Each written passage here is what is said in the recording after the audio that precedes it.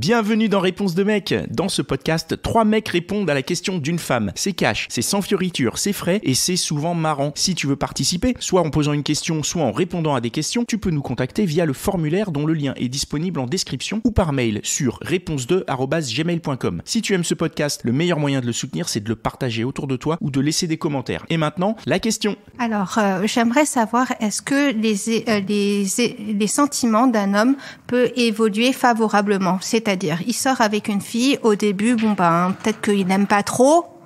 Est-ce que ça va forcément aller dans ce sens-là, ou est-ce que, à un moment donné, il va tomber amoureux de cette fille ? Je commence. Ma première relation, c'était ça. Donc, c'est-à-dire, on va en savoir. J'ai commencé à sortir avec une fille. J'étais pas spécialement donf sur elle, mais j'ai commencé à sortir avec elle. Et en fait, tu commences à la connaître, et puis en fin de compte, tu peux développer des sentiments plus forts. Mais pourquoi t'es sorti avec elle d'abord si tu l'aimais pas trop ? En fait, t'attaques direct. Pourquoi t'as fait ça ? Non, mais je peux comprendre la question en fait. Et d'ailleurs, ça a été un sujet dans notre couple, parce que le problème de ça, c'est que il y a toujours une espèce d'incertitude chez la femme après sur la véracité de tes sentiments. Et je peux très bien comprendre la question. Je vais répondre. C'est pas quelque chose qu'on contrôle déjà. Alors, on se dit, moi je l'aime bien.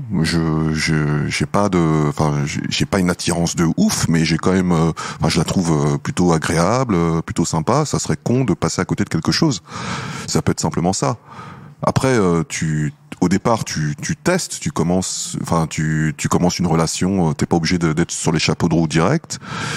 Tu testes, et puis en fait, en testant, tu y prends goût, et puis ça se transforme en quelque chose de plus fort, plus tard.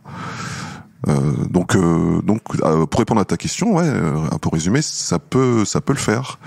Mais ça dépend des gens, et ça dépend de sur quelle base vous commencez cette relation, etc. Quand tu dis qu'au début t'étais pas trop dans le truc, etc. Vous étiez officiellement en couple à ce moment-là. T'avais accepté de te mettre officiellement en couple avec elle en n'étant pas trop emballé. C'est un peu fort de dire qu'on était vraiment en couple dans un premier temps, mais on était, moi j'étais pas dans une logique de non-exclusivité ou quoi que ce soit. Je voulais essayer quelque chose. Je voulais faire l'effort. Et qu'est-ce qui t'a attiré chez cette personne si derrière en fait tu sentais pas un intérêt En fait, si tu veux, je pense que j'avais simplement pas suffisamment passé de temps avec elle pour vraiment me dire là j'ai envie de faire, je me sens attiré. Physiquement, c'était pas forcément tellement mon genre déjà de base. Et après, sur d'autres aspects, il y avait une belle entente. J'aimais bien passer du temps avec elle. Mais comme c'était pas forcément mon genre physiquement, j'avais pas forcément moi de mon initiative exprimer de l'intérêt plus que ça, quoi. Mais t'es comme ça sur l'ensemble de tes relations, en fait, c'est que ce soit que là, il se trouve que laisse du temps en fait pour faire naître. Je donne une chance. Des fois ça marche pas, des fois ça marche. Ok. Et toi, l'intérêt, tu penses qu'il peut évoluer favorablement au fur et à mesure d'une relation ? Tu penses que c'est possible de rentrer dans une relation avec peu d'intérêt et que ça grossisse ? En particulier, c'est vrai que moi j'ai un côté, l'attrait physique, c'est un point important, mais il y a l'intellect qui fonctionne énormément sur moi. C'est quelqu'un une fille qui est très belle, qui répond à tous les codes physiques auxquels j'aurais envie d'avoir, c'est pas suffisant pour moi. Il manquerait ce petit côté où en fait ce partage de connaissances, ce partage culturel. Et pour répondre à ta question, oui, je pense que l'intérêt peut naître suite à des rencontres multiples de semaine en semaine, en regardant la personne, en l'analysant et en sortant avec elle, et en voyant comment elle réagit par rapport à des situations données. Je pense que oui, mais ça m'est jamais arrivé pour le moment. Il y a toujours eu ce match parfait chez moi qui a été le physique plus. Donc tu crois à la théorie, mais la mise en pratique ne marche pas. Pour l'instant, j'ai pas eu le cas pratique. Et toi ? Alors, c'est marrant parce que là, en vous écoutant parler, ça m'a rappelé une début de relation que j'ai eue. C'est du coup la première meuf dont je suis tombé amoureux, la première meuf avec qui j'ai eu une relation longue. quand on a commencé, elle et moi, on était sex friends. On venait de se rencontrer pendant très longtemps, ça a uniquement été sex friends. Et c'est donc du coup, techniquement, la relation a commencé et j'étais pas à fond dedans, mais plus le temps a passé, plus j'ai commencé à me rendre compte que quand je pensais à elle, c'était de moins en moins pour nos parties de jambes en l'air, c'était de moins en moins en train de penser à son cul, mais c'était en train de penser à ce moment-là où elle a eu ce petit rire un petit peu sympa et puis cette manie qu'elle a de faire je ne sais quoi. Et progressivement, je me suis rendu compte que des sentiments ont commencé à naître de cette relation. Donc tout à l'heure, quand on a commencé l'épisode, j'allais te dire, je pense qu'un garçon ne s'engage pas dans une relation si, parce que vu ce qu'on nous décrit depuis quelques épisodes, les garçons ont beaucoup de mal à s'engager dans les relations. Donc je pense qu'il s'engage pas s'il est incertain. Là, en discutant ensemble, mon avis, il a changé et en me remémorant ce début de relation.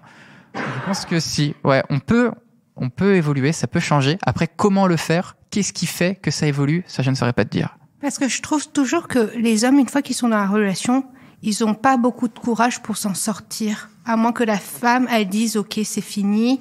Il y a toujours moyen de les convaincre de rester. Ah ouais? Mais même s'il reste, est-ce qu'il peut changer d'avis et d'un coup se dire, finalement, je l'aime trop, etc.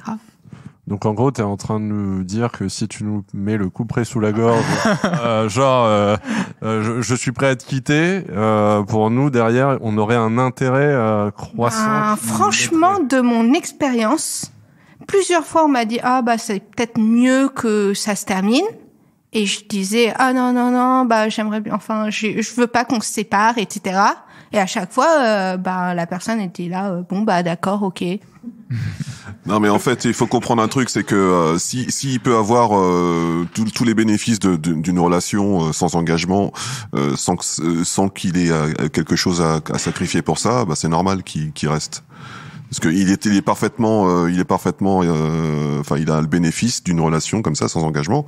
Et toi, si tu lui dis, en fait, moi ça ne me convient pas, donc je vais arrêter cette relation. Ça peut éventuellement le faire chier, mais s'il a pas plus d'attachement, en fait, il va nexter. Par contre, si lui, il t'offre pas plus d'engagement pas assez d'engagement par rapport à ce que tu veux.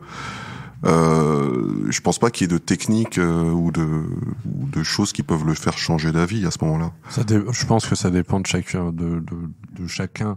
L'intérêt peut croître comme ne pas croître. C'est que en fonction de ce qui te plaît chez une personne, je prends mon cas particulier qui est l'intellect plus le physique. S'il y a pas le physique, mais il y a énormément d'intellect derrière, la meuf peut me sortir, je sais pas, les frères Karamazov de Dostoïevski, et je suis là, elle me prend la ref et je fais ok, direct, et banco, intérêt croissant. Ça dépend de chacun, ça dépend de comment on voit les relations, de comment on voit les personnes, de comment l'intérêt peut naître en fonction de nos envies et de nos désirs. Voilà. Et pour le cas particulier que tu décrivais, il avait l'air de vouloir arrêter, je lui ai dit s'il te plaît on reste ensemble. Pour moi, à partir du moment où une relation tient, parce que l'un des deux membres supplie l'autre de rester, cette relation elle est pas bonne. Si ce qui fait tenir le couple, c'est vraiment que t'es en train de le supplier de rester, c'est ni sain pour toi ni pour lui. Et il pourra jamais changer d'avis. Ça, je sais pas, mais en tout cas, j'espère que s'il change d'avis, ça se fera pas dans le contexte d'une relation qui dure dans cette situation-là. Ouais, en tout cas, pas par le, entre guillemets, chantage ou la mise sous pression du ça s'arrête. Moi, pour répondre vraiment littéralement à ta question, je crois que c'est possible pour l'avoir vécu et pour être celui qui est passé de pas d'intérêt à de l'intérêt. Donc je l'ai vécu, c'est une relation qui était assez chaotique, surtout pour l'autre personne, et qui à un moment donné il y a un moment donné où au-delà justement du physique et de la relation qui était comme ça parce que c'était cool et que ça avait beaucoup, comme disait Mitch, beaucoup de bénéfices à être dans cette situation, donc c'est cool. Mais à un moment, il y a un intérêt qui s'est développé parce que il est venu de la complicité sur un terrain très précis qui n'est pas le cul du tout. Donc vraiment, c'est complètement décorrélé du sexe, mais il y a eu une espèce de complicité qui fait que dans la relation, je me dis mais en fait si on est capable d'avoir cette complicité sur ce truc-là, c'est cool. et let's go. Et mon intérêt et la manière dont j'ai perçu cette personne a vraiment évolué. Et c'est venu au bout de combien de temps? Parce que là, ça fait... Quand même un peu longtemps. Je vais te déprimer si je te dis la réalité. Et... Au moins 1 an, disons. Mais au début, ça veut dire quand t'avais pas trop d'intérêt, elle aurait pu dire c'est fini, t'aurais dit ok. Bah, il y a eu un déclic, si t'écoutes. Bah oui. Il y a eu Après, un t'as moment... eu le déclic. C'est pas vraiment un déclic, mais oui. Donc il y a toujours de l'espoir. En fait, non mais réponse. alors non mais C'est ce que tu voulais entendre. non mais pars pas là-dessus. En fait, il y a le cliché qui peut se comprendre disons de l'appréhension des mecs à vouloir s'engager. Je pense que beaucoup de mecs ne demandent que ça à s'engager. Le seul truc, c'est qu'ils veulent avoir des garanties énormes pour le faire. C'est un contrat, quoi, en fait. Vraiment, tu vas chez le notaire et mais l'idée de s'engager, c'est pas quelque chose qui nous fait peur en soi, en fait. C'est l'idée de s'engager avec la mauvaise personne qui nous fait peur. Ce qui fait peur, c'est, ce que je disais dans un autre épisode, c'est pas tant la possibilité de s'engager que la facilité à se désengager. Ouais. L'engagement, il est rassurant si tu sais que tu pourras t'en sortir, tu vois. Si tu sais que c'est gérable. Si c'est vraiment trop, je pense que c'est là où ça devient flippant. Et c'est paradoxal parce qu'on parle d'engagement, donc tu vois, quelque part c'est un truc dont t'es pas supposé t'imaginer pouvoir sortir facilement. Mais pourtant, je pense que c'est ce qui va rendre l'engagement le plus facile, quoi. La situation d'engagement la plus favorable, ça va être celle où justement t'as l'impression que tu vas pouvoir te désengager plus rapidement. Peut-être que je parle que pour moi, mais si t'as peur de pas réussir, c'est quoi cette histoire de sortir facilement, rompre facilement? Ouais. Non, mais même, ce que tu apportes, l'effort que tu fais pour ce que tu, disons, amène dans ta démarche d'engagement, que tu puisses pas le rétracter à un moment où tu le sens, quoi. Et t'as peur que ce moment-là arrive où t'as envie de rétracter ce que t'as engagé dans la relation et que ça soit compliqué. Parce que on sait bien qu'une fin de relation, c'est pas non plus. Mais même, ça peut ne pas être évident. Ouais. Pour tout le monde, quoi. Mais si t'es avec la bonne personne, ce moment-là, il n'arrive pas. Mais au début, tu le sais pas, quoi. Au début, Faut tenir bon. Ouais. Faut y croire. Mais par contre, ne pars pas là-dessus en te disant bon là, je suis dans une relation chelou avec un mec, mais ça va. À un moment donné, ça va changer. Là, j'ai envie de te dire non, pars pas là-dessus. En fait, là, on te décrit des situations. Je pense que c'est spécial. Hein. C'est pas le genre de truc qui arrive la plupart du temps non plus. Hein. Mais tous les jours. Ouais. Après, quand tu parles, on parle d'intérêt. C'était ça le premier mot de ta question. Enfin, certes, elle a été repassée un peu. Je l'ai un petit peu reformulée pour le mot favorable, mais le mot intérêt, il vient de toi. Hein. On est d'accord. Moi, la question que je me pose, c'est comment gérer l'intérêt, en fait. Comment susciter de l'intérêt, et est-ce que c'est vraiment intéressant, tu vois? Est-ce que parfois il n'y a pas des relations dans lesquelles on est et on y est et on se dit on est dans cette relation et voilà, mais qu'en fait elles n'ont aucun intérêt et que les personnes n'ont pas d'intérêt et que t'es juste dans une relation, voilà, pour passer le temps parce que c'est cool. Effectivement, t'as du sexe un peu facile, t'as de la compagnie un peu facile, mais qu'il n'y a pas vraiment d'intérêt. Et comment, tu vois, pour que l'intérêt soit favorable, il faut que l'intérêt vienne de la personne. Et comment qu'est-ce qui est mis en jeu de part et d'autre pour maintenir cet intérêt auprès d'une personne, tu vois? Typiquement, si on prend une relation, imaginons t'es en relation avec quelqu'un, si t'as envie de rester avec lui, c'est qu'il a un intérêt. Quel est cet intérêt qui met en avant, qui fait que toi, t'as envie de rester avec lui? Et à l'inverse, qu'est-ce que toi, tu as comme intérêt pour lui, pour qu'il reste avec toi? Parce que les hommes, ils sont faibles, non? Tout ce qui est confortable. La vache. Waouh. Ça tire au lance-roquette. Donc, est-ce qu'un mec... Pas tant que ça. Pas tant que ça. Et je pense que ici, t'en as une bonne démonstration. Je pense qu'aucun des hommes ici ne peut être qualifié de faible, vraiment, si. Non.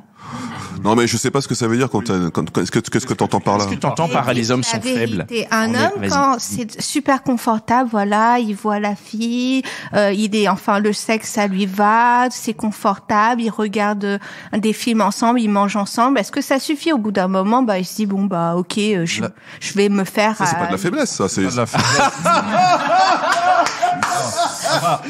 Le retournement de situation. C'est pas de la faiblesse, c'est que en fait c'est des habitudes qui ont créé un contexte dans lequel on s'est pris dedans et on n'a pas envie d'en sortir parce que tout simplement c'est plaisant.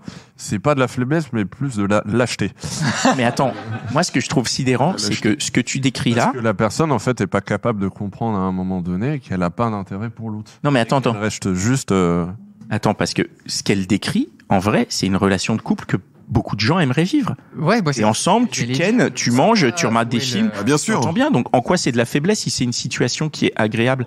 Ça veut dire que pour toi, ça, qui est la relation de couple cool, que plein de gens trouvent idéal, toi, tu trouves ça de la faiblesse? Donc, tu voudrais quoi? En fait, quoi pour toi une relation qui est mieux que ça? La contrepartie. L'homme, il va verbaliser plus. Alors que quand tu demandes à l'homme de verbaliser... Attends, ça veut dire quoi? Tu veux qu'il parle pendant le film, qu'il parle pendant le restaurant? Je t'aime vraiment, vraiment, enfin, je sais pas. C'est quoi le rapport avec le quotidien, mater des films et dont tu parlais tout à l'heure? C'est quoi le rapport entre ce quotidien-là et verbaliser?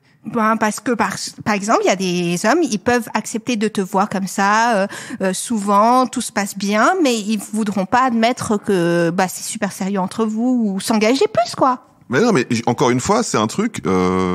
Il faut à un moment donné mettre les pieds dans le plat. Il faut pas accepter d'être dans cette situation qui te convient pas. Alors si ça lui convient parce que il a pas besoin de faire d'efforts pour se mettre dans ce confort, donc il va y rester. Mais toi, il faut pas que tu l'acceptes. Si on veut conquérir un homme lâche comme ça, on le met bien pendant longtemps et comme ça il reste.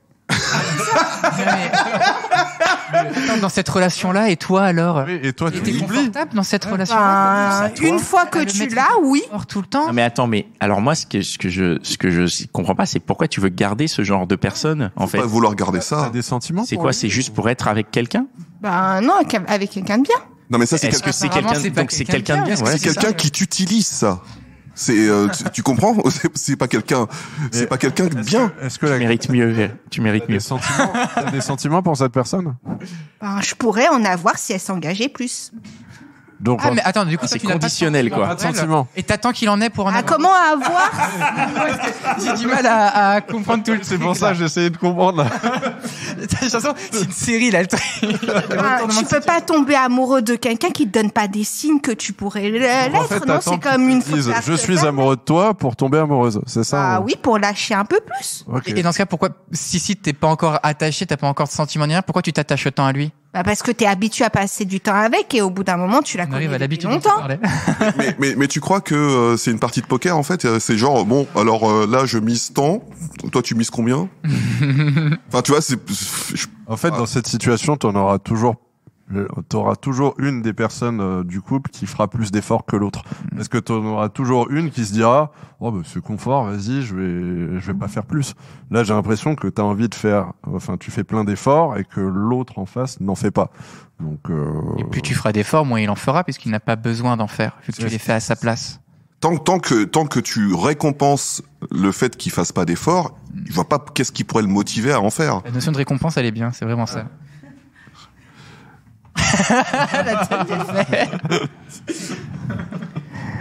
Moi, j'ai juste envie de dire bonne chance. J'aimerais juste, pour revenir à la question initiale, beaucoup de ce qu'on a dit des moments où les sentiments sont arrivés alors qu'au début c'était pas fou. Justement, c'était souvent en début de relation où apparemment au début on n'était pas hyper convaincus, mais les sentiments se sont créés. Une situation où il y a des sentiments, les sentiments disparaissent. Je vois mal les sentiments revenir une fois qu'ils sont disparus une fois. C'est un cas de figure qu'on n'a pas cité mais qui me semble important. Et par exemple, une situation où au début il sait pas trop et au bout d'un moment il pense savoir mais c'est négatif. Est-ce que ça peut rebondir à positif? Il est prise de tête, franchement. Ouais, franchement. Plus simple, quoi. Là, c'est ouais, j'ai l'impression qu'elle parle d'une femme en fait. Oh là là là là, mais c'est pas possible. Et on s'est mangé un taquet, tu pouvais la faire quand même. C'est pas possible. Et je dois finir l'épisode là-dessus. Eh bien, merci. À la semaine prochaine pour un nouvel épisode sans aucun cliché. Allez, merci. La question a été répondue ? Oui. Merci.